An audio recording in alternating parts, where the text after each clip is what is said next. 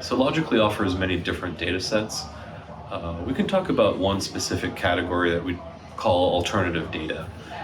Alternative data, why is it alternative? Well, it's typically not referred to as a primary data source. Alternative data could be analytics, typically used to make trading decisions or asset allocation decisions. One sort of subcategory of that is the ETF flows or fund flows in general. One thing that we do with fund flows, obviously we keep track of the primary flows in the ETF space across something like 10 or 13,000 different funds, and if you add in mutual funds, we're tracking flows on many tens of thousands of funds across the US and Canada. So keeping track of flows obviously helps in understand where money is flowing, into what types of thematics, what types of asset classes, what types of regions, commodities. Specifically, when you look at equity funds, you can have an implied understanding of where money is flowing. So for example, if you look at Microsoft is held in the US in something like 250 or 300 different ETFs. On any given day, those ETFs will have creations or redemptions, meaning their money will be flowing in or out of the fund.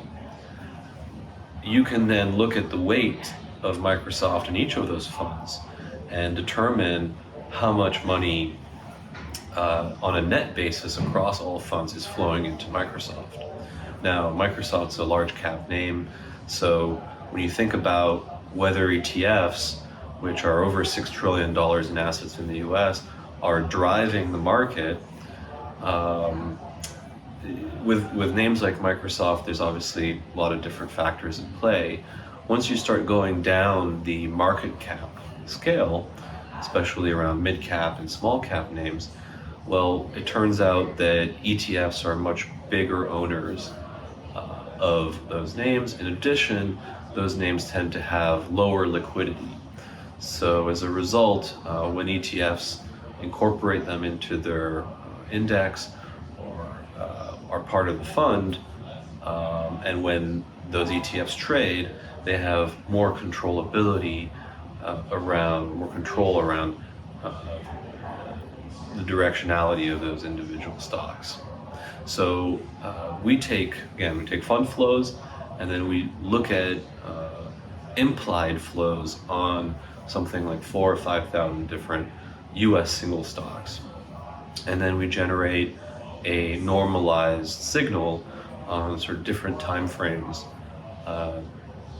This alternative data set which we've created is very useful for quant and trading firms to better understand